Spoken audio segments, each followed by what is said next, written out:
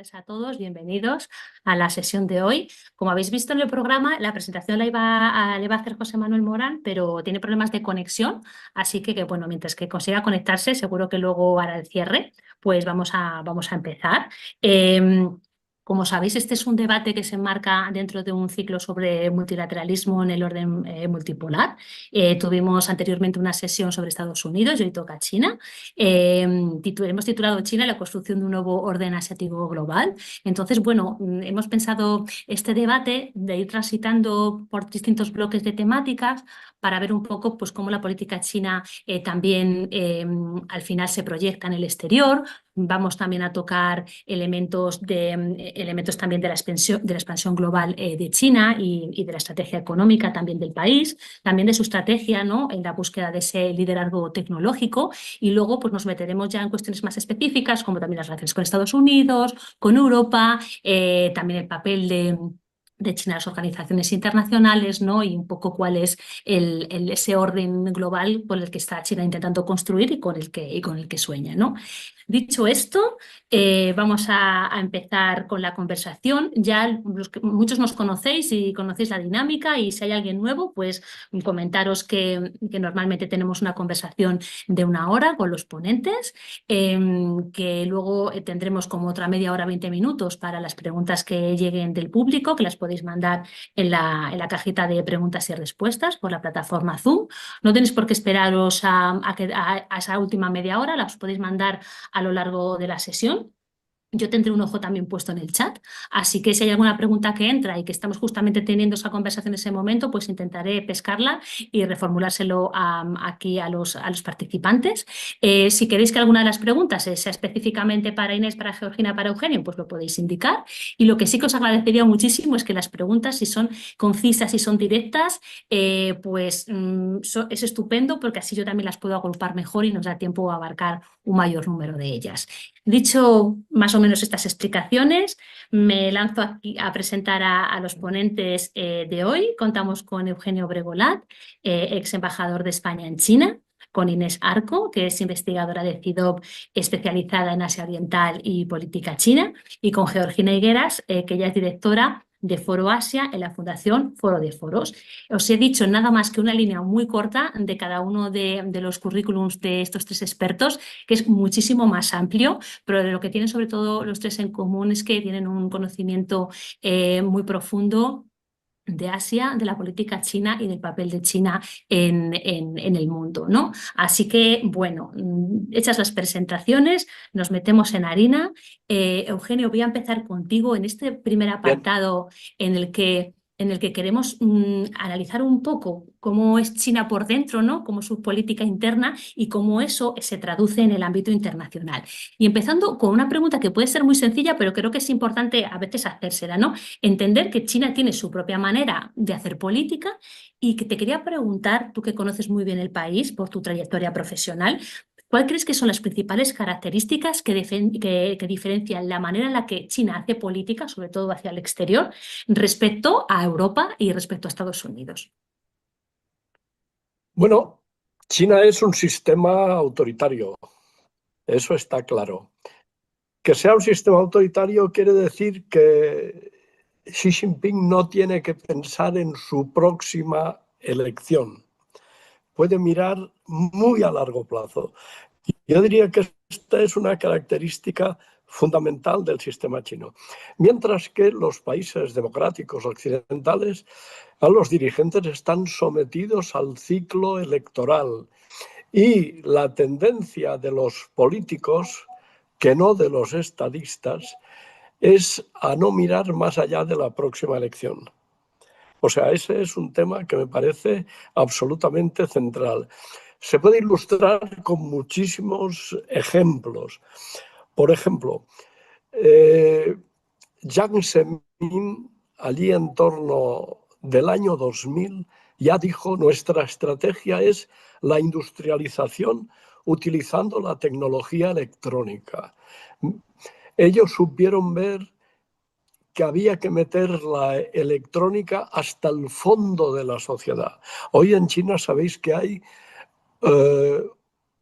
1.200 millones de personas conectadas a Internet. O sea, esto ellos lo han entendido muy pronto y muy bien. Recordar que Juncker aquella vez dijo aquella famosa frase de sabemos muy bien lo que hay que hacer, pero no sabemos cómo hay que seguir sentado en la silla si lo hacemos. Es decir, no lo haremos. Este es un problema cuando un político en un país occidental tiene que hacer algo necesario para su país, pero que va a suponer dolor a corto y los resultados solo se van a ver a largo, la tendencia es a no hacerlo. Es decir, yo voy a pagar en la próxima elección el dolor y los resultados positivos se verán dentro de 10 años yo ya no lo voy a ver. Entonces llega a lo de Juncker. Sabemos lo que hay que hacer, pero no lo hago porque si lo hago, ese me parece un tema central. El cortoplacismo inherente de los sistemas democráticos versus la ausencia de necesidad de un dirigente chino a corto porque no tiene que pensar en elección y por lo tanto puede mirar a 10 y a 20 plazos, a 20 años. Otro ejemplo que me parece clarísimo es el de las tecnologías del cambio energético. Es que hace 20 años o 30, cuando empezó el siglo, no sabía todo el mundo que esto iba a ser un puntal decisivo de la economía del siglo XXI. Cómo Europa y Estados Unidos se han dormido y han dejado que China sacara una ventaja cósmica en todo, en materias primas, en redes de producción, en manufactura, en tecnología. ¿Cómo se ha dormido Occidente? Y sin ir más lejos, en Estados Unidos, pues fijémonos el cambio que ha habido desde Biden hasta Trump. Es que es un cambio político radical, no hay continuidad. Eugenio, lo dejamos aquí porque te estás adelantando ya a muchísimos otros temas, o sea que está, y luego voy a tirar del hilo, continúo con tu compañera y luego retomamos muchas de las cosas que tú ya nos has ido lanzando aquí y que son muy interesantes. Inés, justamente que estábamos hablando hace poco, antes de conectarnos todos, un poco de la actualidad y todo eso. Ahora mismo, ¿cuáles son, qué crees, los elementos de política interna china que están más afectando, que están teniendo un impacto mayor en su estrategia internacional? Yo creo que cuando pensamos en China, muchas veces es verdad que la esfera internacional es lo que más nos pesa, ¿no? Es la parte más visible con iniciativas como la iniciativa de la Franja y la Ruta. Es como la cara más visible de China, pero realmente hay como esta idea de que en verdad China es un país que mira hacia adentro. Y mira hacia adentro porque lo que pasa fuera al final es un reflejo de las preocupaciones y de las dinámicas internas que tiene. Y ahora mismo a China, una de las cuestiones que estamos viendo ya desde hace años es que su nivel de crecimiento económico no sigue a los niveles que habían previamente, ¿no? De un 10 o un 12% como estaba en 2010, lo cual es normal. Es decir, una de las cuestiones que el liderazgo chino lleva diciendo desde hace años y específicamente desde que Xi Jinping llega al poder, pero ya incluso con Hu Jintao, esa necesidad, ¿no? De un equilibrio, de una armonía y de un desarrollo un poco más sostenible. ¿Qué es lo que pasa? Que aún así hay retos económicos en los que pues, China tiene que hacer frente, en la que ya no está creciendo al mismo nivel, tiene un endeudamiento local bastante importante y además pues, tener algunos sectores que hasta ahora habían sido motores económicos, como puede ser el de la construcción, que están un poco más debilitados.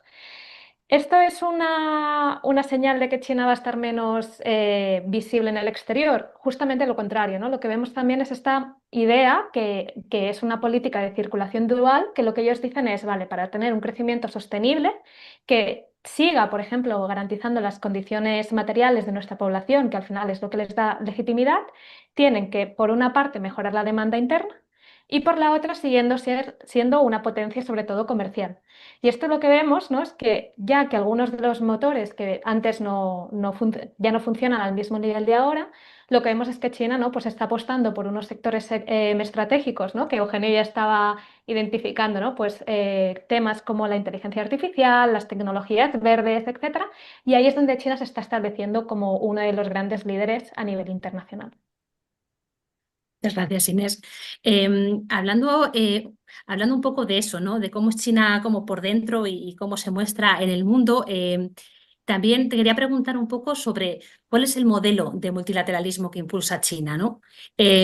Muchas veces se habla de ese multilateralismo con características chinas y quería contarte un poco en qué consiste y hasta qué punto es más o menos compatible con el sistema multilateral internacional que tenemos o bueno, que nació del final de la Segunda Guerra Mundial. Bueno, en China ahora todo es con características chinas, es socialismo con Sí, características chinas, multilateralismo con características las chinas. chinas. Sí, Eso sí. quiere decir que está adaptado a los intereses de China. Está claro que China, el multilateralismo existente, ella es una gran defensora, pero es una gran defensora de cara a que ese multilateralismo luego se transforme a sus propios intereses. Es decir, ella proclama que quiere un multilateralismo más abierto, más inclusivo, más justo, más sostenible, en el que los países hablen de igual a igual, ¿no? En el que los países, sobre todo ella con Estados Unidos, pues tenga un tratamiento de igual a igual. Cuando ese proceso llegue, cuando China esté de igual a igual con Estados Unidos, habrá que ver si verdaderamente el multilateralismo que apoya es un multilateralismo pues que efectivamente es más abierto y más inclusivo. Es cierto que para China lo más importante, y su política está muy clara, es que el resto de los países se desarrollen. ¿Por qué? Porque ella piensa que si los países se desarrollan, ella gana. Es decir, pues la famosa frase de ganar, ganar, en el que evidentemente China pretende ganar un poco más de lo que ganan los demás. Y para eso necesita que los países se desarrollen. Y para eso también se está convirtiendo, además, ante la clara evidencia de que hay una hostilidad en Occidente y el intento de Occidente de, digamos, de frenar el avance de China, pues China ahora se yergue, se quiere alzarse como como la voz del sur global, ¿no? Como la que defiende los intereses del sur global.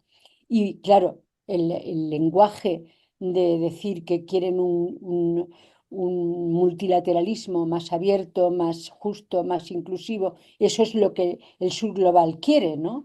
Porque al fin y al cabo, pues son países que se han descolonizado, que sienten que Occidente les ha tratado mal y que quieren también que sus voces se oigan, ¿no? Que ellos sienten que no son atendidos como deben de ser atendidos. Entonces, pues en eso es en lo que China está jugando y presenta su posibilidad de crear ese nuevo orden alternativo, que no es un nuevo orden, sino más bien un orden alternativo, puesto que no le dejan participar plenamente o hablar de tú a tú en organizaciones internacionales como es el Fondo Monetario Internacional, como es el Banco Mundial, etcétera, ¿no? Y esto es lo que hace que ese acercamiento de China hacia el sur global para contar con todos esos países, sentir que están detrás de ella para poder reformar las instituciones internacionales. Muchísimas gracias. Eugenio, pasamos contigo. Además, que tienes levantado la mano. Cualquier cosa que quieras decir, por supuesto, vinculado con lo que han comentado Inés y Georgina. Y luego, aparte, te quería preguntar ya, hablando del sur global, un poco si nos podrías analizar cuál ha sido la evolución, cuáles son ahora mismo los objetivos estratégicos de China, pues en Asia, en África, en América Latina, en el sur global, y cómo ha evolucionado. Si ves que en las últimas décadas ha mantenido una constante en esa expansión o esa influencia en estos territorios, o ves que hay cambios o variaciones que se han producido a lo mejor en la última década y que consideras que también son relevantes. Claro, hemos visto al presidente de Estados Unidos hace pocas semanas en la propia sede de Naciones Unidas descalificando de manera abierta el multilateralismo. Multilateralismo que quiere decir básicamente pues, que el mundo funciona por acuerdos centrados en Naciones Unidas. O sea, claro, no sé, habrá que inventar un premio Nobel de tirar piedras al propio tejado. La manera en que la actitud de Estados Unidos está dando facilidades a China, esto es extraordinario. Claro, pongámonos en la posición de un africano.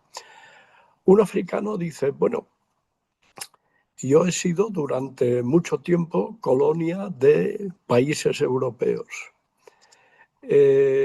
China no me colonizó ni me esclavizó cuando China llegó a África 70 años antes que Colón descubriera América.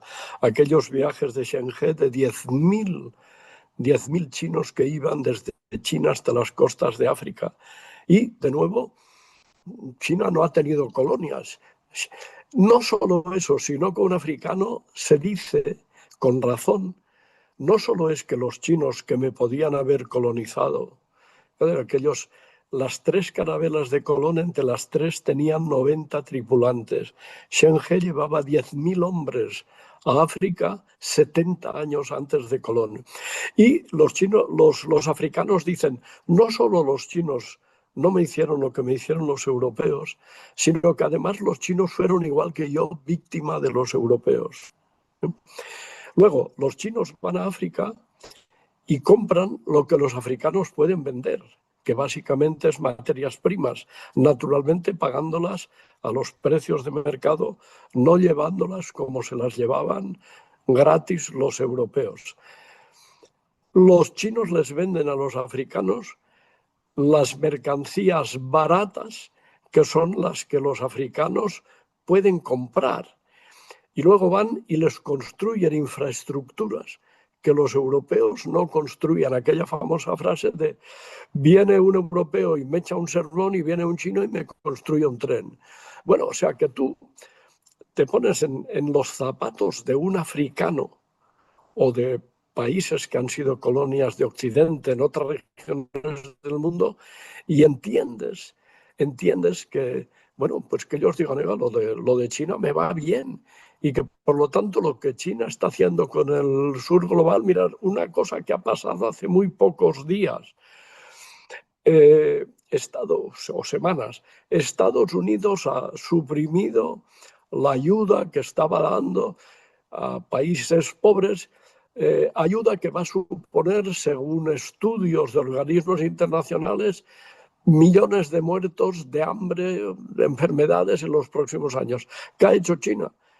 China acaba de quitar a los países más pobres todo tipo de aranceles. O sea, claro, esos son hechos objetivos por los que tú comprendes. Sí, claro que China lo hace en su propio interés, naturalmente, pero es que la otra, pues eso, tirando piedras a su propio tejado, ¿no? De modo que el multilateralismo, pues claro que... Eugenio, te oímos muy mal, como que tuvieras muy poca cobertura y apareces ya congelado en la imagen. Continúo contigo, Inés, ¿vale? Hablando un poco también siguiendo un poco lo que estábamos hablando con Eugenio, ¿no? Y también con las estrategias de China para consolidar su influencia también en el sur global. Te quería preguntar que, claro, esta expansión global, ¿no? Que implica también inversiones de China en estos países, etcétera, entrama a riesgos y también entiendo que aprendizajes para China. Y bueno, quería si nos podéis hacer, aunque fuera un balance breve, ¿no? De hasta ahora, cómo están gestionando esos riesgos, si los crees que los están gestionando bien, qué cosas ves como aciertos, qué cosas se han dado cuenta que no se está funcionando tan bien y que posiblemente tendrán que repensarlas, un poco ese análisis. No, la verdad que es una pregunta que creo que es súper interesante, Ana. Voy a coger un poco también la pregunta que le lanzabas antes a Eugenio, un poco para conectar las dos, ¿no? Perfecto. Y es verdad que China, una de las cosas que ha hecho, es decir, y cuando hablamos de la República Popular de China, es que tiene esta relación histórica de solidaridad decolonial con muchos de estos países, ¿no? Es decir, cuando vemos cómo China se relaciona con Algeria, uno de los puntos que siempre sale es el apoyo que dio China a todo el movimiento de liberación nacional de Algeria. Y estos son elementos que vemos que siguen construyendo y que siguen marcando estas relaciones entre China y el sur global. sobre todo desde la época maoísta hasta ahora. Pero sí que hay cambios, ¿no? Y es verdad que China, cuando empieza a construir la relación con estos países, sobre todo en clave de descolonización y de apoyo a estos movimientos de liberación nacional, no era la potencia que es ahora. Y esto hace que en verdad el tipo de relación que tiene con el sur global en muchos casos empiece a partir de finales de los años 90. Y esto sale de dos formas. Por una parte, con la creación de foros de cooperación regionales, como por ejemplo el de África, o el de los países árabes, que son a principios de los 2000, pero también con una política interna que se llama la política de ir hacia afuera, ¿no? Que es el going out en inglés, y que lo que hacía era promover que las empresas chinas que empezaban a tener ya un poco de capacidad y de competitividad interna pudiesen también, pues, participar dentro de los mercados de capital internacionales. Y vemos como, por ejemplo, ¿no?, desde principios de los 90, muchas empresas chinas empiezan a ir al exterior. ¿Y dónde van? Van a esos países donde la competición con Europa o Estados Unidos sea menor, ¿no? Por ejemplo, podemos pensar en Libia, en Sudán, donde, por ejemplo, las compañías petroleras chinas empezaron a establecerse ahí porque había menos competencia, había más oportunidades y porque eran sectores de riesgo donde nadie quería ir. Esto, obviamente, si lo pensamos, son 30 años. Es decir, la experiencia que tiene China en relacionarse a nivel de inversiones con el resto del mundo sigue siendo muy joven. Es decir, hay mucho de aprendizajes. Y es verdad, ¿no?, que dentro sobre todo desde Estados Unidos, se ha promovido esta idea de que China lo que estaba haciendo en cierta manera era una trampa de la deuda, ¿no? Es decir, que lo que hacía era, en cierta manera, pues yo te construyo unas infraestructuras a través de unos préstamos que te dan mis bancos y pues lo que hago es que tú no eres capaz de pagarlos y me quedo con tus assets. Esto se ha demostrado que es mentira. Es decir, que esto en muchos casos no es porque China haya hecho esta estrategia, sino, por ejemplo, porque ya sean propias dinámicas internas de los países que han, pues, a lo mejor tirado demasiado con esta dependencia de la deuda o que se han visto incluso, pues, no solamente cargados con China, sino con préstamos previos del FMI, del Club de París, etc.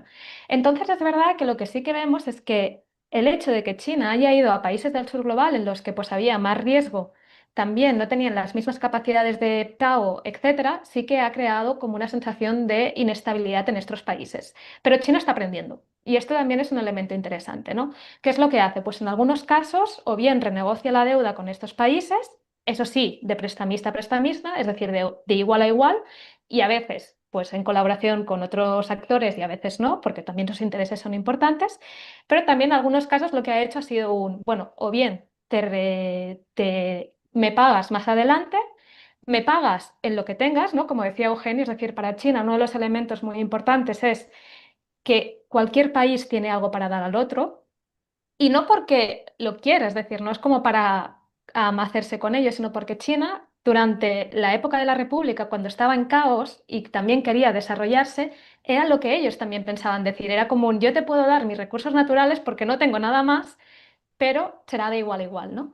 Y lo que yo creo que ahora sí que es una tendencia nueva y que es más interesante es cómo también China está invirtiendo y está creando ya cadenas de suministros en países del sur global de los sectores estratégicos, ¿no? Es decir, pienso en Marruecos, si miramos cuál es la inversión actual de China, hemos visto un pico enorme en 2024 y son, por ejemplo, componentes para vehículos eléctricos. Y esto también es un elemento interesante porque ya no es únicamente que China esté ahí vendiendo productos baratos, sino que también en cierta manera está intentando construir las cadenas que harán que estos países pues también puedan inserirse de forma más competitiva en las cadenas globales de valor. Y perdón que he Genial. hablado mucho.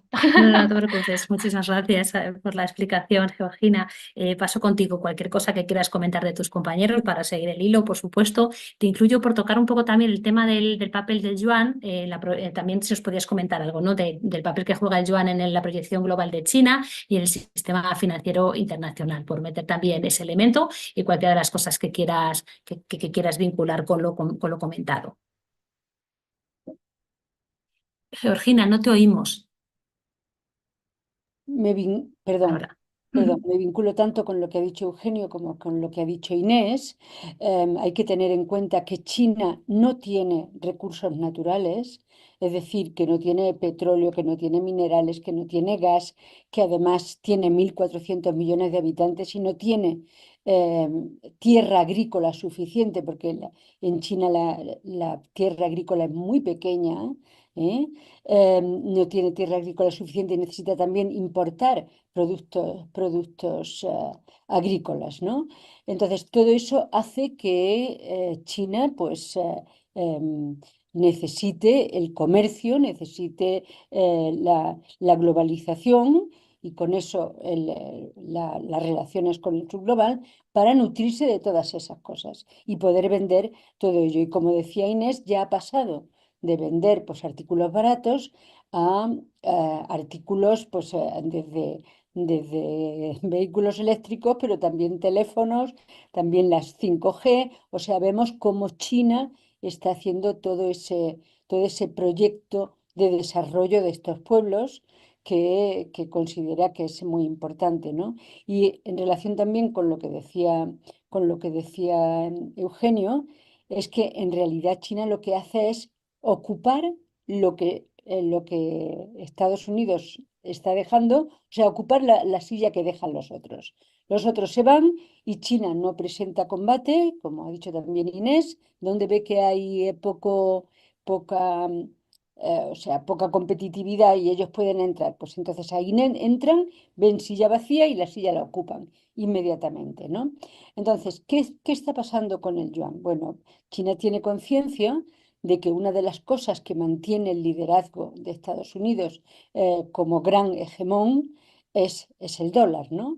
El dólar en el que pues, las materias primas se pagan en dólares, etcétera, etcétera. Entonces, lo que está intentando es internacionalizar el yuan. Si vemos la relación, por ejemplo, de la internacionalización del yuan en los últimos años, pues hace 10 años estaba en el 2% y hoy en día ya está en el 8,5%, ¿no? Y está a través de los BRICS, que son los países que unen, pues empezaron por Brasil, Rusia, China, India y Sudáfrica. Y hoy en día ya son 10, está incluida Indonesia, Emiratos Árabes Unidos, Egipto y Etiopía. Entonces, lo que está intentando es que se deje de utilizar el dólar y entre ellos se utilice el yuan. Esto supone un espaldarazo a la economía china brutal, ¿no? Y al mismo tiempo supone un espaldarazo digamos, a la internacionalización del yuan. Y esa estrategia de internacionalización del yuan es la que está utilizando también con otros países en vías de desarrollo, que les sale también mucho más cómodo y es bueno tanto para esos países como para la misma China. Muchas gracias, Georgina. No sé, Eugenio, ¿ya estás disponible?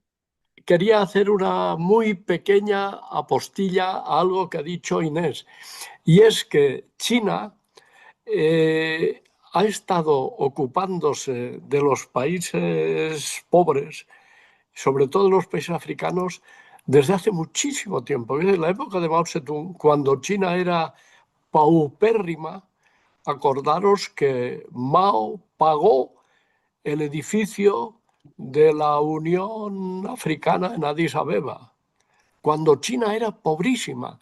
Es decir, que China se ha venido dentro del movimiento no alineado, conferencia de Bandung, años 50, etcétera. No es solo de ahora, desde Deng Xiaoping. China se ha venido ocupando de los países del tercer mundo, de Asia, de África, desde hace mucho, mucho.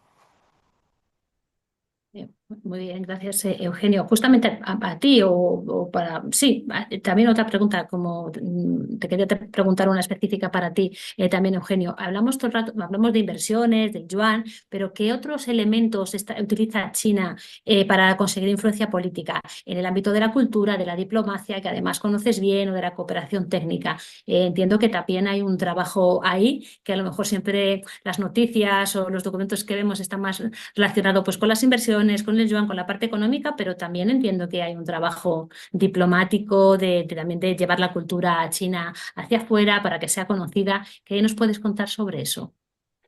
Eso es verdad, pero China ante todo tiene una política exterior económica, el comercio, la inversión, el BRI, ¿no? Tremendo.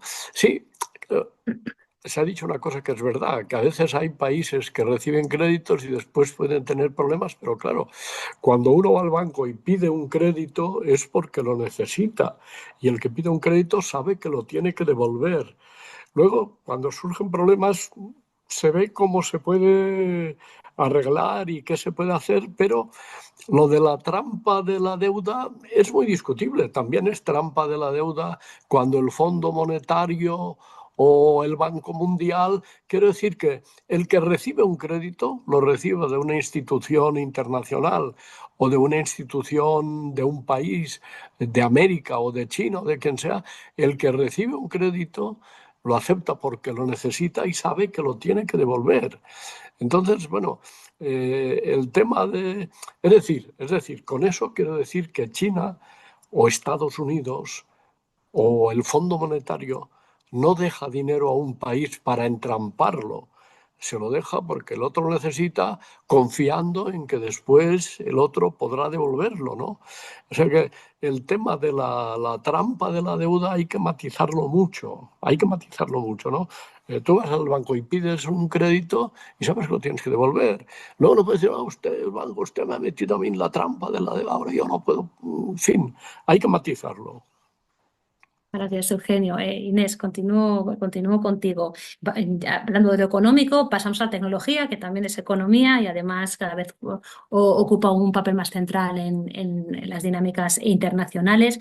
Quería que nos pudieras contar un poco, aunque también es un tema en sí mismo, pero cómo está proyectando China su liderazgo o ese deseo de liderazgo en la tecnología y en la innovación. ¿Cuáles son sus principales líneas, Inés, para desarrollar todo esto?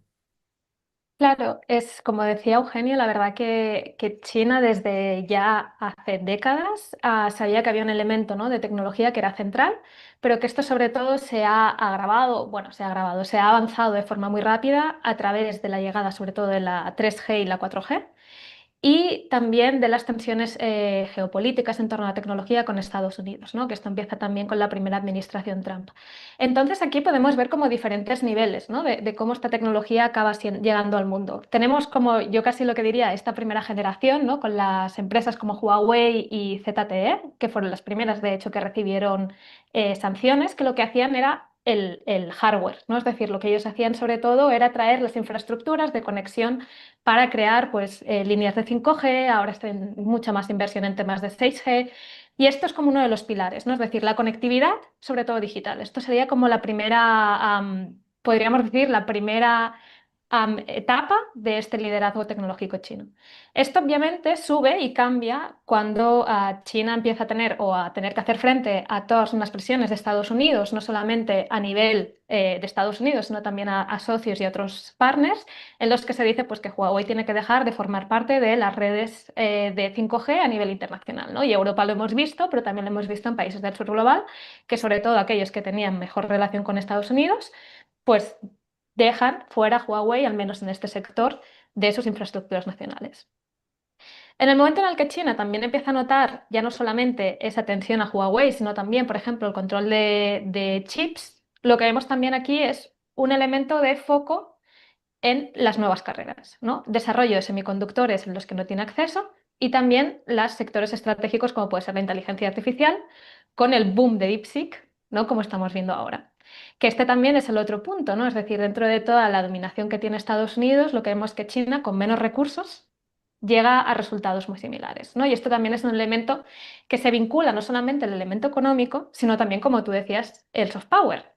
Y esto me lleva a dos puntos más, que también los quiero vincular con esta idea, ¿no?, del poder blando, que son TikTok, que estaría un poco entre medio, ¿no?, de Huawei y DeepSeek, y que TikTok al final se ha convertido en una herramienta clave para sobre todo la generación Z a nivel internacional y también para que China pueda mostrar su realidad a través de estas redes, que también, si puedo permitirme hacer una anécdota muy graciosa, no sé si, bueno, os acordaréis todos que a principios de año estaba el debate sobre si TikTok iba a ser vetado en Estados Unidos, ¿no? Teníamos todo este proceso de ley y se cerró durante unos días.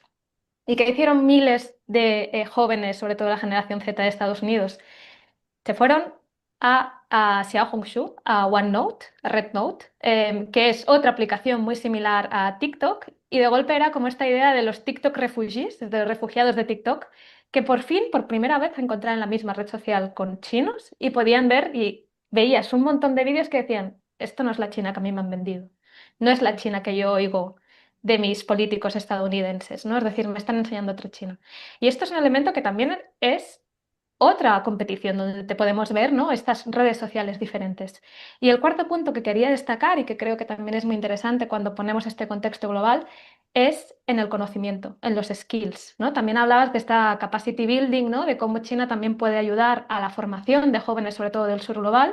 Y lo que vemos es que ahora, ¿no? A medida de que, por ejemplo, ingenieros indios, chinos, etcétera, no pueden ejercer su profesión en Estados Unidos, vemos también que está habiendo una migración muy importante de grandes mentes y de grandes gente en temas de tecnología, de ingeniería, de política, etcétera, volviendo a China. Y yo creo que esto es otro de los elementos, que es un elemento a lo mejor más blando o más no es tan material, en lo que China también se está convirtiendo como un elemento puntero, un espacio donde puedes hacer investigación. Daros solamente un dato y cierro aquí. China invierte 500.000 millones de euros, casi, bueno, casi, no llega al nivel, al año en I+D. Ujú. Es una cantidad ingente y esto hace que pues, se convierta en una potencia tecnológica y que si alguien quiere hacer investigación, vaya ahí donde hay recursos y se le apoya. Muchísimas gracias, Inés, por contarnos todo lo de TikTok y toda esa parte también, efectivamente, que es interesante, que no se nos puede olvidar tampoco en todo este puzzle. Georgina, cualquiera, como siempre, cualquier cosa que quieras hilar de tus compañeros, y si podías incluir algo también sobre ese deseo de liderazgo como potencia verde que también tiene China, sobre el tema de cómo está avanzando en renovables y también cómo juega también la carta de, pues, de las tierras raras y el hecho de tener gran parte de los materiales estratégicos que van a ser fundamentales para para la digitalización, para la transición energética y también para la revolución tecnológica. Sí, dentro de las grandes, o sea, de las grandes áreas de China en las que ha puesto un enorme esfuerzo, en parte porque había un enorme descontento en la primera década del siglo XX por la contaminación que afectaba a los ríos, al aire, a la tierra, ¿no? Entonces China ahí empezó con un esfuerzo enorme contra la contaminación y empezó también con todo lo que es energías renovables, ¿no? Hoy en día es sigue siendo el primer contaminante porque, claro, pues tiene una industria enorme y al mismo tiempo tiene 1.400 millones de habitantes, pero hay un compromiso serio de lucha contra la contaminación y sobre todo se ha convertido en el primer país del mundo en energías renovables, ¿no? Energías renovables que también las está abaratando de forma enorme y parte del comercio ahora que tiene con el subglobal es también en energías renovables. Luego, por lo tanto, está ayudando al sur global también en este campo, ¿no? Un punto que quería también contar en lo que se ha hablado antes de los créditos y los no créditos y tal, es que China precisamente para evitar el que cuando hacía un proyecto en el sur global tener que enfrentarse al examen del Fondo Monetario Internacional y del Banco Mundial, lo que ha hecho ha sido crear un orden alternativo, ¿no? Ya tiene el orden alternativo del el Banco Asiático de Inversión en Infraestructuras y y el nuevo Banco de Desarrollo de los BRICS, ¿no? Con estas dos instituciones financieras, eso le permite pues hacer los proyectos que quiera sin necesidad de que esos países tengan que recurrir al Banco Mundial o al Fondo Monetario Internacional.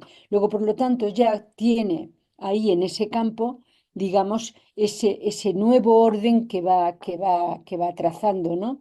Y en relación con lo que decía Inés, ¿no? De cómo pues ese soft power también de China, que tiene también que ver con la concienciación que cada día tiene más China más clara, de que no le interesan los valores occidentales y que considera que esos valores occidentales no son buenos para el sur global y entonces está promocionando su propio modelo, ¿no? Y esto, pues, ¿cómo lo promociona? Pues en parte porque acepta a miles de estudiantes del sur global, de africanos, de América Latina, de Asia y tal, a estudiar con becas en China y por qué cada día tiene mayor intercambio de intelectuales que van a estos países del sur global y en los que se habla también de lo que es el modelo chino y de cómo estos países que necesitan el desarrollo pueden también pues desarrollarse, ¿no? Entonces, en este sentido, es un cambio también que vemos en cómo China va utilizando su propio modelo, que antes todo era, acordémonos que cuando se aceptó que China entrase en la Organización Mundial del Comercio en el año 2001, que ha sido lo que ha impulsado enormemente digamos, su potencial económico, Estados Unidos y Occidente en general, Europa también, estaba convencido de que el bienestar, o sea, el avance económico de China supondría que China aceptaría la democracia y aceptaría los valores occidentales. Esto está claro que no va a ser así, que China está convencida de que la meritocracia que tiene es mejor para su sistema y además está convencida de que su sistema sirve también para muchos países en vías de desarrollo, ¿no? Y esto es lo que está promocionando y sirve, pues como ha dicho Inés, a través de TikTok o a través de todos los medios que va utilizando con el soft power, con sus películas, cada vez está teniendo una acción mayor en ese campo, ¿no? Gracias, Georgina. Vamos a ir moviéndonos un poco ya a las estrategias de China, la política china respecto a Estados Unidos, a Europa, también cómo enfoca la resolución de conflictos y bueno, un poco, y también su propio papel en las organizaciones internacionales. Iba a empezar por Estados Unidos, pero voy a empezar contigo, con Europa, Eugenio, preguntándote qué tipo de relación busca China con Europa y un poco un análisis de en qué punto estamos en la relación entre los países europeos y si hay una unidad de cómo abordar esa relación con China o no, y luego también qué es lo que tú crees que China, qué tipo de estrategia de política querría construir con Europa. Yo quisiera hacer ante todo dos pequeñas observaciones relacionadas con la tecnología. Vale, adelante. Una, China perdió el tren de la revolución industrial y entonces, claro, cuando ahora Estados Unidos pretende dejar a China reducida a una segunda división tecnológica, y recordemos cuando empezó en la primera época de Trump en el poder la guerra tecnológica y que los americanos dijeron vamos a estrangular Huawei, así directamente, vamos a estrangular Huawei. Claro, la interpretación es, si a mí, ¿sí?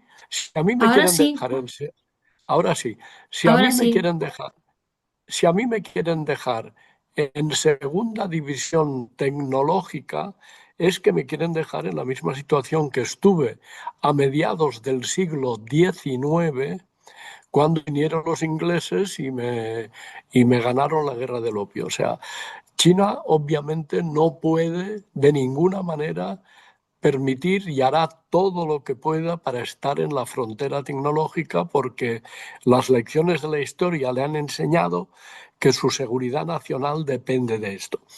Segundo punto tecnológico que quería hacer. China durante muchos siglos fue la potencia tecnológica más avanzada del mundo, hasta el Renacimiento europeo. Y me remito a la obra del famoso historiador inglés Joseph Needham. Dice, bueno, es que el grado de creatividad de la ciencia china es el superior de la historia. 15 ideas como media, 15 ideas científicas por siglo, más que Grecia. Recordemos que el Renacimiento fue posible gracias a 3 inventos chinos: la brújula, la pólvora y el papel y la imprenta. Sencillamente. Entonces, hay que entender que China es una gran potencia tecnológica. Cuando despierta Europa ahí por el siglo XV, China se duerme y pierde su creatividad, pero hoy está volviendo por sus fueros. Y lo que se llama la Needham Question, ¿por qué en un momento dado China pierde la creatividad? Yo la suplementaría con una counter Needham Question, que es, ¿será China ahora capaz de volver por sus fueros? Gracias, Eugenio. Todavía estamos yendo un poco mal hacia el final.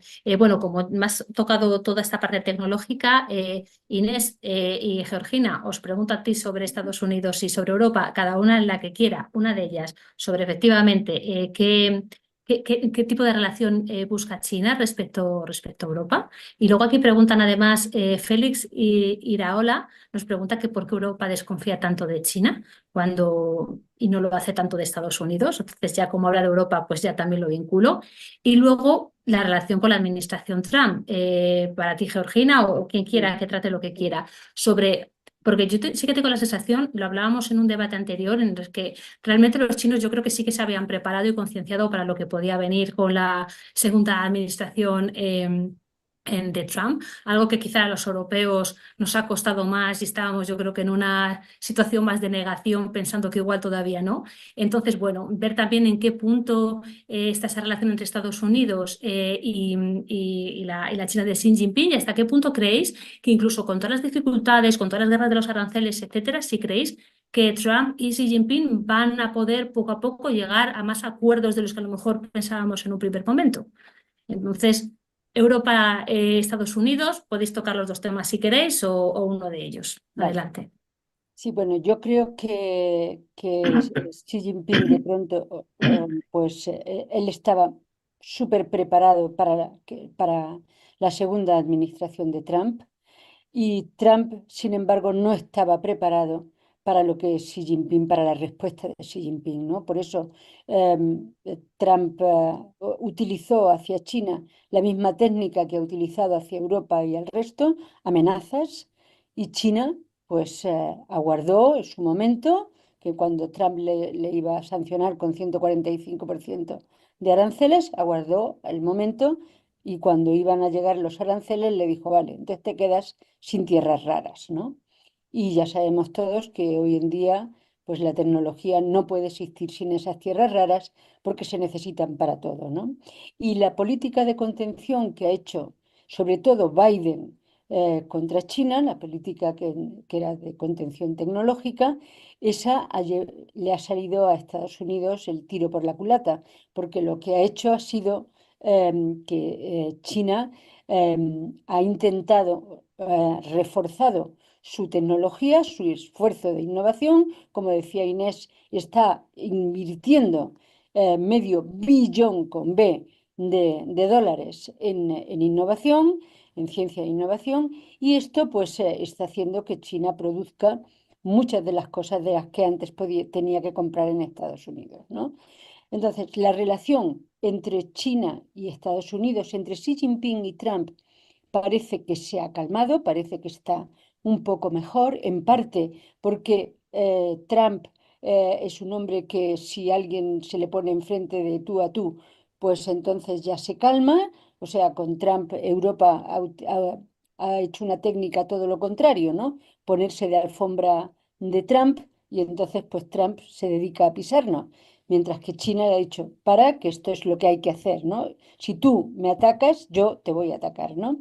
Y esto pues ha resultado en que momentos difíciles, por ejemplo, para China, China habló el otro día, antes de ayer, con Xi Jinping, porque la primera ministra de Japón decidió, o sea, tuvo unas declaraciones en las que dijo que si China atacaba a Taiwán, o sea que si había una guerra en Taiwán, eso suponía un problema existencial para Japón y que Japón tendría que involucrarse en la defensa de Taiwán. Esto ha supuesto un escándalo en China brutal, ¿eh?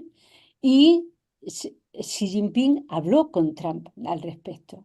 O sea, es increíble que después de que parecía que iba a haber esa lucha brutal entre los dos, pues ahora al contrario, han vuelto a hablarse por teléfono y Trump ha llamado a Japón a decirle, muchacho, cálmate o muchacha, cálmate, porque no podemos tener esta estrategia. Yo creo que ahora mismo Trump quiere tener una relación relativamente buena con China que le facilite las elecciones del midterm, que son el año que viene, en las que pueda ganar, y para eso necesita que China le compre soja, porque si no sus agricultores se le van a echar encima y ya no le van a votar. Y luego porque necesita no tener todos los frentes abiertos. ¿Esto significa que China y Estados Unidos van a mejorar sus relaciones? No. Yo creo que China y Estados Unidos, la competencia, la competitividad que hay entre los dos va a continuar, cada vez va a ser más firme y más terrible, hasta que no aparezca un presidente de Estados Unidos que a lo mejor pues decida que tiene que dedicarse a resolver los problemas internos de Estados Unidos y que hace falta y que hay espacio para todos. Pero mientras Estados Unidos quiera seguir siendo el hegemón, pues China se va a encontrar con esa competitividad con Estados Unidos y va a intentar, pues ella tiene muy claro que quiere ser primera potencia económica y primera potencia tecnológica. Y claro, esto a Estados Unidos pues no lo acepta. Y en cuanto a Europa, pues Europa tiene malas relaciones con China, aunque China, al ver la política que Trump estaba teniendo con Europa, intentó tener esa política de seducción hacia Europa, pero Europa sigue el mandato, o sea, von der Leyen es prácticamente hace hacia China lo que hace la Casa Blanca, ¿no? Y entonces esto pues tiene una tensión mayor porque al fin y al cabo somos mucho más pequeños que Estados Unidos y pues China al final pues está más molesta con Europa que con Estados Unidos. La excepción ahí pues es Pedro Sánchez, que ha decidido pues tener una política o tratar de tender un puente entre China y la Unión Europea. Y esto pues de momento es beneficioso para España, pero vamos a ver hasta dónde llegamos, ¿no? Sobre todo porque como no sabemos lo que va a durar el gobierno, pues no sabemos cuánto tiempo, si el nuevo gobierno tendrá esa misma política hacia China o tendrá otra distinta. Y es, Inés, todo lo que quieras comentar también o complementar o decir sobre las relaciones con Europa o con Estados Unidos. Sí, yo voy a añadir con lo que está diciendo Georgina, hay otro actor, ¿no?, en Europa en el que tiene una muy buena relación con China y es Hungría. Es decir, lo que sí que hemos visto es que después de la COVID, las relaciones entre China y Hungría se han acercado mucho, al nivel en que el 40% de las inversiones chinas desde 2021 hasta ahora son en Hungría. Esto obviamente para la Unión Europea tiene una perspectiva especialmente delicada, porque Hungría es bien conocida como un poco un país que va en contra de las tendencias pues, de integración, de consensos sobre cómo hay que responder a la invasión rusa de Ucrania. Entonces, esto también ha sido un elemento que ha creado un poco de desconfianza, ¿no? Y cojo esa pregunta que también nos están haciendo desde el público. No es la única. Es decir, si miramos en cómo están las relaciones entre China y Europa, tenemos la cuestión de la guerra de Ucrania. Y sobre todo en un momento en el que esta política se está haciendo sobre todo desde los estados bálticos, el hecho de que China tenga esta relación tan cercana con Rusia es un elemento de peso por el cual pues cada vez la relación va peor. Y esto lo vemos en que cada vez, ¿no?, que esto ya es un elemento más interno, ¿no?, pero cada vez que estamos en actos con compañeros chinos, muchas veces la conversación se acaba enganchando en la guerra de Ucrania. Y esto es ahora mismo el elemento, ¿no?, que está dictaminando un poco gran parte de la política entre China y la Unión Europea. El otro elemento es obviamente el económico, ¿no? Es decir, en este momento, ¿no?, en el que la Unión Europea se está planteando cómo ser un país competitivo, cómo puede encontrar su posición, ¿no?, en este mundo geopolítico, etcétera, las relaciones con China pues muestran fricciones, ¿no? Por ejemplo, una de las ambiciones que tiene la Unión Europea es también ser uno de los principales actores en la transición verde. ¿Qué pasa? Que en este caso, ¿no? Como decía Eugenio al principio, ¿no? De que Europa se había dormido, como también está diciendo Georgina, ¿no? Eh, China nos ha pasado la mano por delante. Y lo ha hecho en muchos casos, primero por deslocalización europea, es decir, porque nosotros hemos decidido reducir costes y deslocalizar parte de nuestros procesos a China, y también porque no queríamos ser contaminantes, es decir, China también ahora mismo tiene una gran producción y refinamiento de tierras raras porque en Europa no se ha querido hacer porque esto era contaminante y tenía impactos en el medio ambiente negativos. Entonces ahora mismo estamos en este momento, ¿no? de reconfiguración, de repensar qué es Europa, y en muchos sectores estratégicos China ya no es un socio, en muchos casos es la competencia. Y yo creo que en este punto es donde vemos que también la Unión Europea empieza a hacer mucho más énfasis en esta idea de economía, de seguridad económica, de utilizar aranceles, ¿no? Por ejemplo, contra los vehículos eléctricos porque irían en contra de nuestra o podrían debilitar a nuestra propia industria automovilística. Entonces, claro, aquí también vemos cómo se van acumulando diferentes elementos, ¿no? de preocupación, tanto Rusia como que Europa ya no es tan competitiva como era y que China se convierte realmente en nuestro competidor. Y esto también hace que en un momento en el que Europa está en una situación un poco más desnortada o a rebufo de Estados Unidos, pues aún vaya a peor. Os voy a compartir también una cosa que me dijo un investigador chino este septiembre. Él es especialista en estudios en Estados Unidos y le dije, oye, una persona que no tiene nada que ver con Europa, ¿tú cómo nos ves en el mundo? Y me dijo, no os lleváis bien con Estados Unidos ahora mismo, no os lleváis bien con Rusia, con nosotros la relación no está bien, estáis un poco perdidos. Quiero decir que también hay un punto en el que Europa tampoco sabe qué es lo que quiere de China. Queremos que abra el mercado, queremos poder invertir mejor, podemos competir mejor. Pero a la vez también la situación en la que estamos ya no es la de hace 50 años cuando establecimos relaciones diplomáticas. Y esto también es un elemento en el que Europa tiene que hacer mucho trabajo de decir, vale, ¿quiénes somos? ¿Qué podemos hacer? ¿Qué queremos del mundo? ¿Y cómo nos podemos posicionar? Y yo creo que esto es un debate que va a ser decisivo para ver cómo nos relacionamos con China. Gracias, Sí, en ese Inés. sentido yo creo que Leta ya lo ha dicho Draghi, o sea, tenemos todo, lo sabemos, pero luego no lo ponemos en práctica. Y esto es lo que hace que, como dice Inés, que estemos perdidos, seguimos sin tener una autonomía estratégica y esto, pues, o sea, China tiene muy claro lo que quiere de Europa y nosotros no sabemos lo que queremos de China. Y esto, pues, hace que las relaciones sean asimétricas, ¿no? Y unido al problema económico de la enorme diferencia, o sea, el enorme déficit que tenemos, pues o sea, no permite que las relaciones sean mejores. Muchísimas gracias. Eugenio, cualquier conversación sobre Sí, también que quieras mantener, pero también te hago una pregunta que nos están llegando ya muchas preguntas en el chat y como queda media hora quiero empezar a tocarlas. Entonces, todo lo que quieras comentar sobre la relación con Europa y con Estados Unidos, pero Patricia Fernández también nos pregunta que si creemos que le beneficia a España tener una política exterior cooperativa con China, que cuáles podrían ser las ventajas o desventajas de tener ese tipo de política. sí. El problema de la Unión Europea es que no es una entidad geopolítica. La política exterior y de seguridad, como sabéis, es competencia de los Estados miembros. Y solo si no hay vetos sobre un tema determinado se puede llegar a alcanzar una posición europea. ¿Qué habría que pasar para que esto cambiara? Pues a mi modo de ver hay tres bloques. Primero, consolidar la situación económica, básicamente con los consejos que Draghi y Letta han dado en sus informes. Segundo, pagar nuestra defensa. Cuando un país no haga su defensa, que otro les proteja, por definición son un protectorado.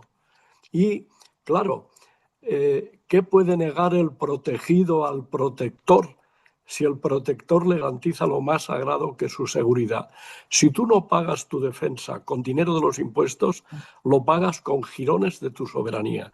Entonces, ahora parece que Europa tiene voluntad de crear su propia defensa. Si lo llega a hacer, el tercer punto sería la unión política. Si los países europeos no alcanzan la unión política, uno por uno, no son nada en el mundo. Lo estamos viendo en Gaza, lo estamos viendo en Ucrania. Uno por uno no pintamos nada. Entonces Europa tiene que decidir si quiere ser un actor geopolítico en un mundo multipolar o si renuncia definitivamente a ello. Este es, a mi modo de ver, el tema central. Y Europa, si realmente avanzara hacia la unión política y por lo tanto hacia la asunción de una posición plenamente soberana, esto tendría que complementarlo con ser un poder moderador, o sea, evitar que Estados Unidos y China lleguen a las manos. No hay una actitud más noble ni más importante que esta. Para que Estados Unidos y China lleguen a alcanzar un modus vivendi, Europa tiene que emplearse a fondo. Sí, porque si no, si llegaran a las manos China y Estados Unidos en un mundo nuclear, esto podría ser sencillamente el fin para todos. Porque si Estados Unidos y China no se entienden, el progreso económico del mundo va a ser imposible, y no digamos ya la solución de los retos globales, desde el cambio climático, que Trump directamente niega, desde el cambio climático hasta la regulación de la inteligencia artificial. Entonces, hay que llegar a un modus vivendi entre Estados Unidos y China, a una forma de coexistencia pacífica, y entiendo que Europa, si de verdad se convierte en un actor geopolítico, puede jugar un papel decisivo. Gracias, Eugenio. Como se ha mencionado Inés varias veces el tema de los conflictos y además tú lo estás investigando, no quería perder la ocasión de preguntarte cuál es el enfoque que tiene China en la resolución de conflictos. Yo creo que Eh, esto es también como uno de los puntos que van a ser interesantes y que también nos hace replantearnos el multilateralismo, ¿no? Porque cuando hablamos de construcción de paz, en esta visión siempre hemos tenido como esta visión liberal, ¿no? De la paz liberal en la que no solamente se pone fin a la violencia, sino que también se va a las causas del conflicto, que en muchos casos han sido pues déficit democrático, falta de instituciones, falta de desarrollo, etc. China, obviamente, también aquí bueno, si en el tema de inversiones era adolescente, en esto es una niña. Es decir, lo que estamos viendo es que es un elemento en el que está poniendo muchos recursos, pero aún está aprendiendo, está en un proceso de aprendizaje y a marchas forzadas. Sobre todo lo hace en Oriente Medio, o lo intenta. Obviamente tenemos el gran éxito de Arabia Saudí e Irán, pero aquí tenemos que matizar que el acuerdo ya estaba casi hecho, es decir, tenemos 3 rondas de negociaciones mediadas por Omán y por Irak, y China lo que hace al final es como cerrar el trato. Pero también lo hemos visto en Myanmar, con también un acuerdo ahora reciente entre grupos étnicos y la junta militar, lo hemos visto en Sudán del Sur. Es decir, que China está intentando moverse y ver qué es lo que puede hacer. Y aquí hay 2 elementos que para mí son interesantes. El primero es que China busca una paz negativa, es decir, o más bien una paz minimalista. Lo que quiere es realmente, lo más importante es acabar con la violencia. Y ahí entra con la segunda visión. Es decir, mientras nosotros o la visión liberal lo que piensa es que la paz se consigue a través de la democracia o de fortalecer estos elementos de Estado de Derecho, China cree que es el desarrollo. Y esto vincula mucho con toda la conversación que hemos tenido hasta ahora, ¿no? Es decir, si nos fijamos, para China dicen que gran parte de la causa del conflicto entre Israel y Palestina en muchos casos es porque hay una falta de desarrollo y de interacción entre ellos. Es decir, aquí es una visión mucho más economicista de qué es lo que causa el conflicto. Y lo que estamos viendo es que China está complementando lo que se llama una facilitación, es decir, cuando hay mediación de paz, no interviene, no pone garantías, no fuerza a nadie a firmar nada. Lo que hace es pone el espacio, facilita ese espacio y ahí pues lo que hace es este elemento de garante mucho más simbólico y mucho menos también al final material, pero ahí lo vemos, ¿no? Y en el caso de Palestina también lo vimos con el Acuerdo de Pekín de 2024, en el que 14 facciones palestinas se reúnen y dicen, bueno, en una Gaza post-conflicto, si es que existe, los pasos a seguir serán estos. Y esto creo que es un elemento que vamos a ir viendo a más y a ver, y será interesante ver hasta qué punto, ¿no? China es capaz de construir alternativas a esta construcción de paz, sobre todo en conflictos en los que vemos que los enfoques hasta ahora han fallado. Gracias, Sí. Inés. Georgina, cualquier cosa que quieras añadir esto, pero también me gustaría avanzar un poco con las preguntas. Y aquí nos pregunta Leandro Sequeiros, que dice que él tiene entendido que existen problemas en China de escasez de agua potable y que, bueno, que si existe la necesidad o ves que va a ser necesario controlar la zona del Tíbet en el entorno del Himalaya buscando, pues entiendo, mayores recursos hídricos. Entonces, ya sé que son cosas muy distintas, pero es un poco por ir avanzando también lo que nos comenta el público, así que todo lo que quieras decir, mencionado por Eugenio y por Inés, y si puedes tocar un poco el tema del agua potable y el Himalaya. Vale. Bueno, pues ya me habló del Himalaya. China lo que está haciendo ahora es una presa que va a ser todavía mayor que la presa de las Tres Gargantas en el Himalaya. China, evidentemente, el problema del agua, sobre todo lo va a tener lo que es Asia del Sur, India y Pakistán. Y el control del agua pues puede ser uno de los grandes problemas que tengan, otro problema que tengan India y Pakistán, o sea, India y China, ¿no? En parte porque los ríos de India nacen en el Himalaya y claro, y esto, pues si China construye esa presa y con eso limita el acceso del agua a India, pues eso será un problema grave entre los dos países. En cuanto a que tienen algunos sitios pues con pérdidas de agua o que hay control de falta de agua, de momento es una cosa más o menos controlada o sea, no es grave, pero China está tomando medidas. Lo que pasa es que, claro, con esa cantidad de habitantes y con el cambio climático que le está afectando enormemente también, pues entonces tenemos escasez de agua en China y en muchos otros sitios. No sé si querías haber comentado algo de resolución de conflictos o aportar algo sobre la posición que Sí, está teniendo quería, China respecto a sí, Ucrania, dentro de lo Gaza. de la resolución de conflictos, China acaba de crear un organismo con sede en Hong Kong sobre la resolución de conflictos, totalmente de acuerdo con lo que ha dicho Inés, y en parte simplemente matizar que para China esa visión economicista como resolución de conflictos es fundamental porque desde hace 2500 años, con Sun Tzu, el gran estratega chino, que decía que una victoria después de una batalla no es una victoria, porque lo que recoges es un país destrozado, ¿no? Entonces él decía que había que cuando hay un problema entre dos países, pues que lo que tienes que hacer es utilizar pues regalos o comprarlo o utilizar la diplomacia, pero nunca llegar a la guerra, ¿no? Entonces China tiene esa visión de que todo se puede resolver a través del desarrollo, a través de la economía, y es una visión muy economicista de los conflictos y de la resolución de los conflictos.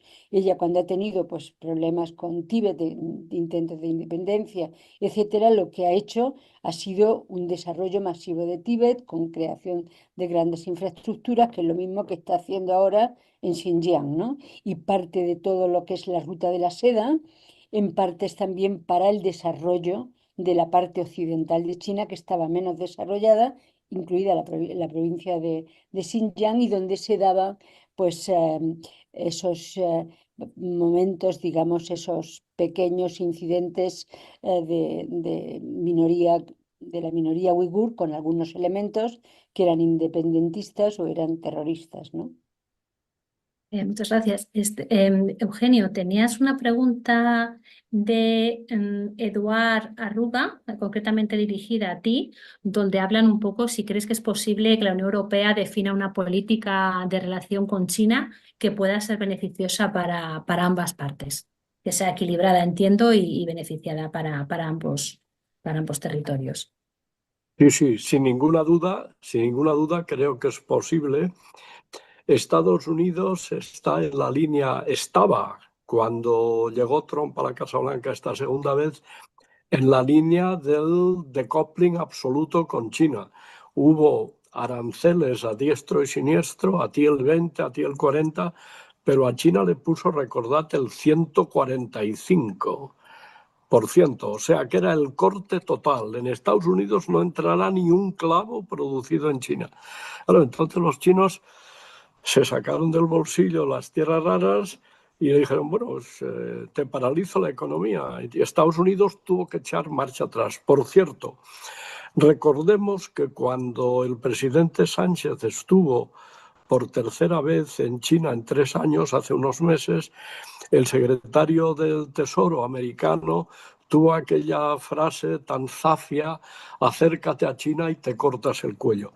Cuando al cabo de 15 días Estados Unidos tuvo necesidad de acercarse a China, el mismo señor Bessette negoció con los chinos naturalmente sin decir nada a los europeos. Es decir, Estados Unidos, puede hacer algo que tú, pequeña Europa, no puedes hacer. Esto es la soberanía limitada, cosa que evidentemente Europa ni debe ni puede admitir. Este es el tema. Muy bien. Seguimos con alguna otra pregunta. Aquí hay otra pregunta también para que quiera contestarla. Bueno, mira, de nuevo, dicen que también es para ti, Eugenio. Es que si cualquiera que pueda opinar, porque es una pregunta muy amplia y es algo además que no hemos tocado. Nos proponen que si alguien podía comentar algo sobre los ciudadanos chinos y la situación de la sociedad civil ahí. Y bueno, y en cierta manera, si luego podéis ver la traducción que eso tenga también hacia afuera, pero estupendo. Pero Eugenio, si tú quieres, o cualquiera de vosotros que quiera aportar algo sobre la sociedad civil china, ¿no? Y que, bueno, cuáles son los, no sé, los movimientos o las dinámicas que sean más interesantes que estén experimentando en los últimos tiempos. Quien quiera, Eugenio te lo mencionaban a ti específicamente, pero Inés, como acaba de hablar, Inés y Georgina, si queréis Bien. abordarlo, adelante también. ¿Empiezas tú, Inés, o empiezo yo? Me da igual. Yo, yo puedo empezar si queréis, Venga. pues muy brevemente. Es decir, primero de todo, cuando hablamos de sociedad civil en China, normalmente tenemos que pensarlo de forma muy diferente a como lo hacemos aquí.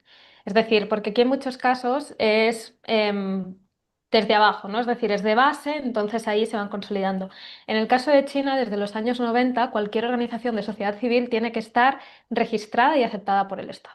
Es decir, entonces ahí la sociedad civil, digamos que tiene una función muy similar a la nuestra. Por ejemplo, lo que han hecho ha sido suplir y dar provisión de bienes y de servicios donde el Estado no llegaba, mismo que podríamos encontrarnos aquí.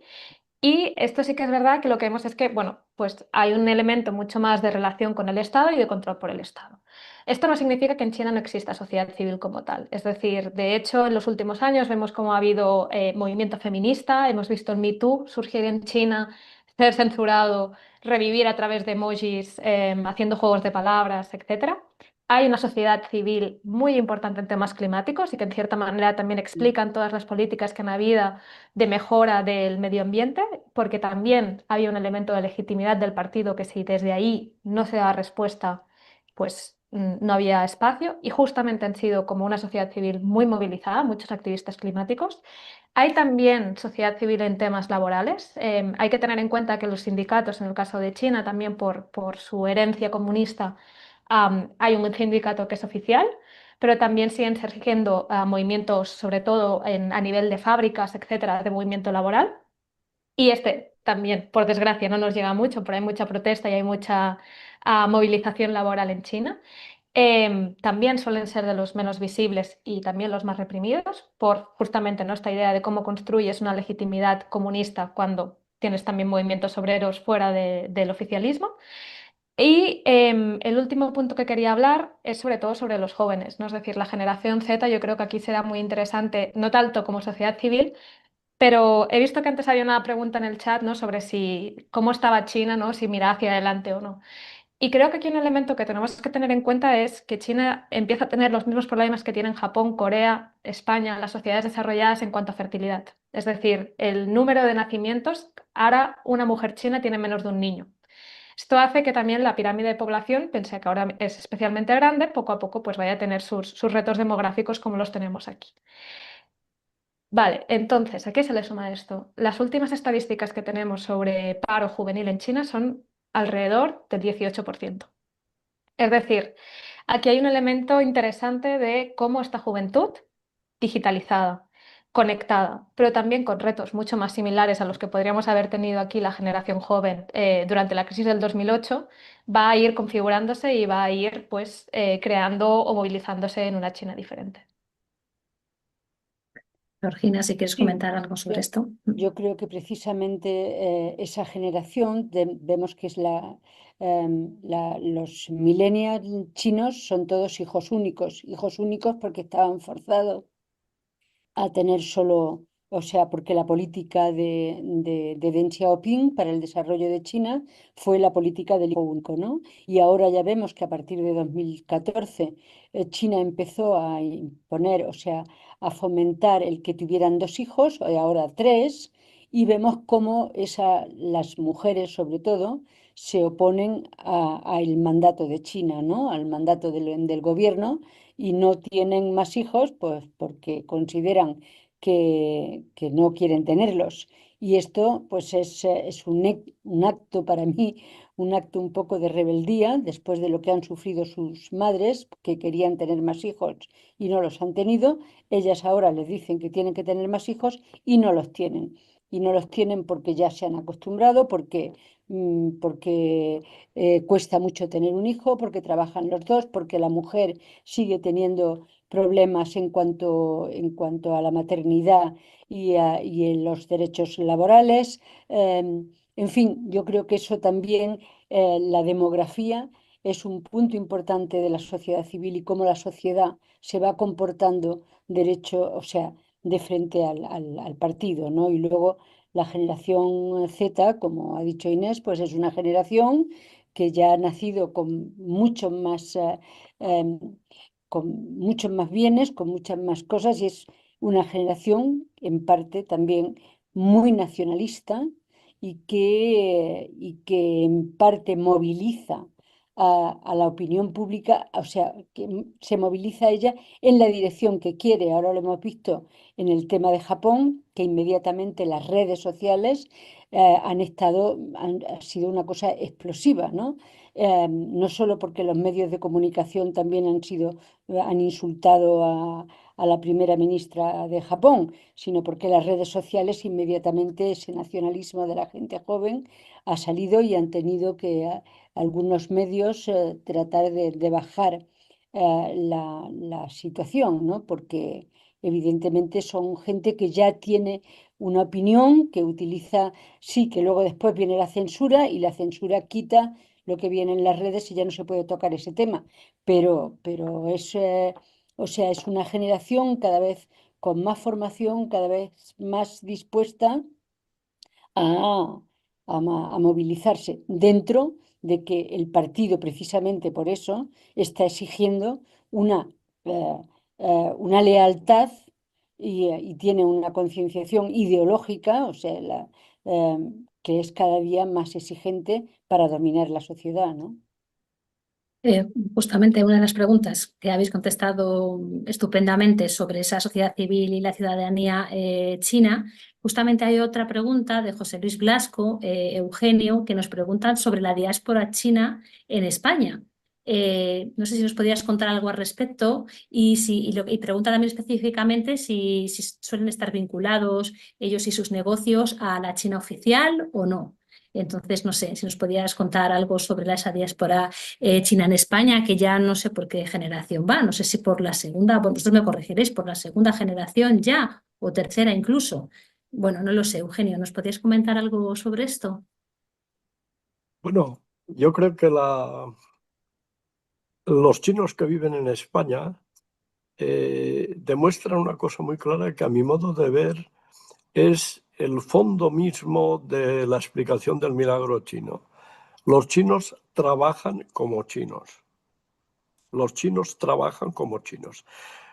En Europa queremos la semana de 35 horas. Los chinos quisieran tener una jornada de 35 horas. Y esto lo vemos en España y lo vemos en China, lo vemos en todos lados.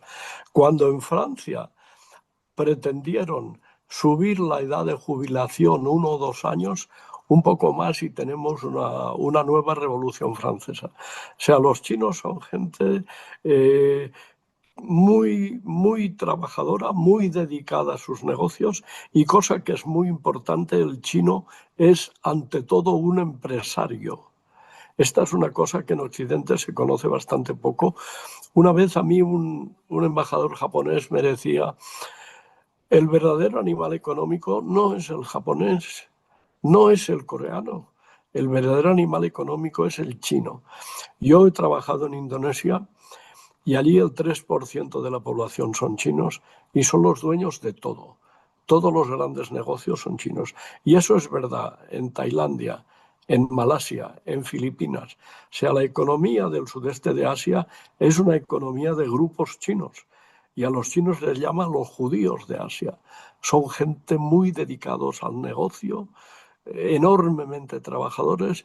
Bueno, y esto es lo que explica y es lo que vemos replicado en los grupos chinos que hay en España. Muchas gracias, Eugenio. Como quedan 5 minutos, quería hacerlos a los tres una, bueno, Inés, tú tienes la mano, supongo, por temas de referencia, pero os quería hacer como 3 preguntas de cierre. Inés, cualquiera, lo que queráis vosotros cerrar de todo lo comentado, y te quería preguntar si eras capaz de decirme casi en un tuit, en una frase corta, cómo resumirías la estrategia global de China y sobre todo su visión del orden global, ¿no? Con un poco con qué orden global sueña China, ¿no? Por así decirlo. Te lo voy a decir, bueno, no me atrevo, no me atrevo. Yo lo que creo, lo ha dicho un poco antes Georgina, yo no creo que haya un orden global, un nuevo orden global que quiera China. Yo creo que quiere un orden un poco tuneado que le sirva a China. Y tenía Vale. la mano levantada porque quiero recomendar un libro, no sé si puedo, es decir, a la audiencia, pero estamos hablando de las diásporas y ahora hace poco se publicó un libro que se llama Allá donde llegan las olas, que es la historia de la diáspora china aquí en España, que está escrita por 2 personas que fueron mis profesores en la Universidad Autónoma de Barcelona, que son Amelia Saiz y Joaquín Beltrán.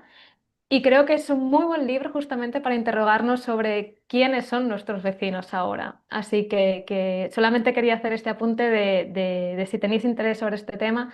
Este libro es maravilloso y creo que justamente también entender, ¿no?, cómo va a ser una sociedad española también junto a ellos. Muchas gracias. Georgina, pregunta de cierre para ti. Si consideras que China representa una oportunidad, un desafío o las dos cosas para el orden global. Yo creo que China representa las dos cosas para el orden global. Es una oportunidad porque ya, o sea, no es que China vaya a ser la primera potencia económica, es que China es ya desde el año 2014 la primera potencia económica del mundo, por paridad de poder adquisitivo, ¿no? Y entonces, y luego porque evidentemente lo ha demostrado al querer, digamos, coartarla, frenar su avance, ha demostrado que su avance no se va a cortar, ¿no? Que ella va a continuar, que tiene muy claro ese avance. Luego, por lo tanto, es una oportunidad, también es un desafío, porque son dos modelos muy distintos y si no aprendemos a respetarnos, pues habrá un choque. Pero si aprendemos a respetarnos, ella a nosotros y nosotros a ella, pues entonces habrá una posibilidad de cooperación y de colaboración que será fundamental para el mundo. Muchísimas gracias. Eugenio, la última pregunta también de ti para cierre, así un poco reflexiva, sobre qué lecciones crees que debería extraer Occidente del ascenso de China.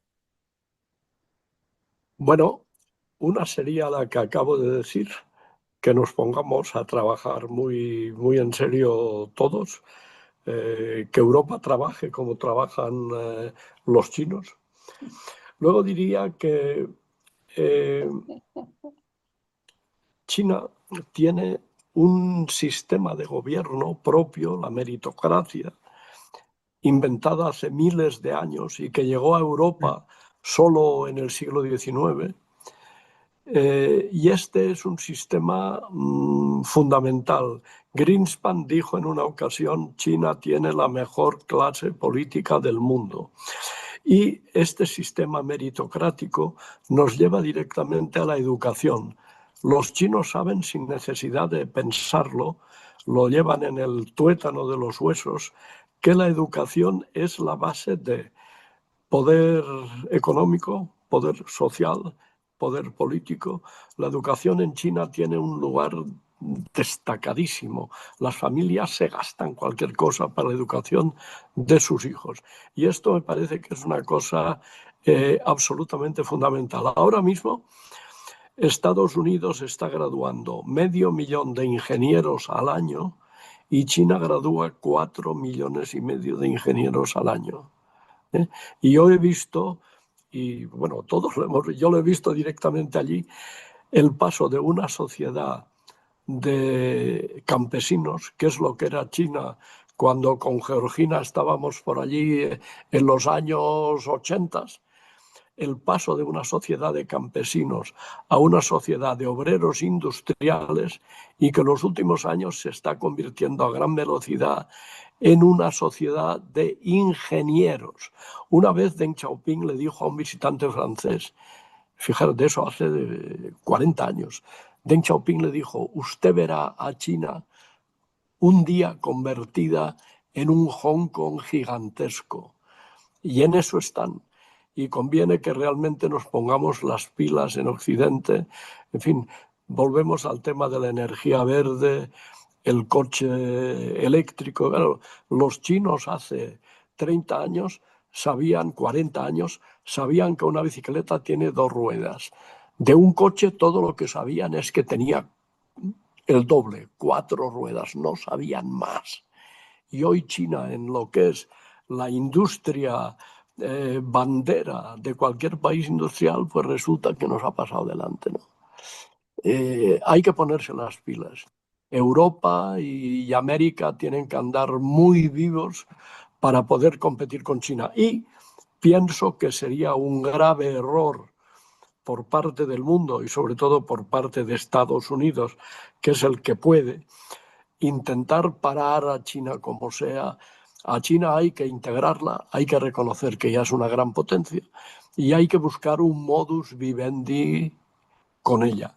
Y Europa ahí tiene, lo repito, un papel fundamental en ayudar pues, a que el mundo todos nos entendamos y que la cosa no derive por el lado negativo que pueda llevar a consecuencias tremendas.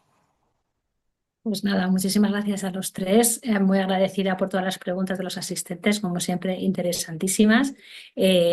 Son las 8:30. José Manuel, te doy paso, que no os puedo hacer la presentación, pero ya estás aquí, así que sí que vas a poder hacer el cierre de la sesión de hoy.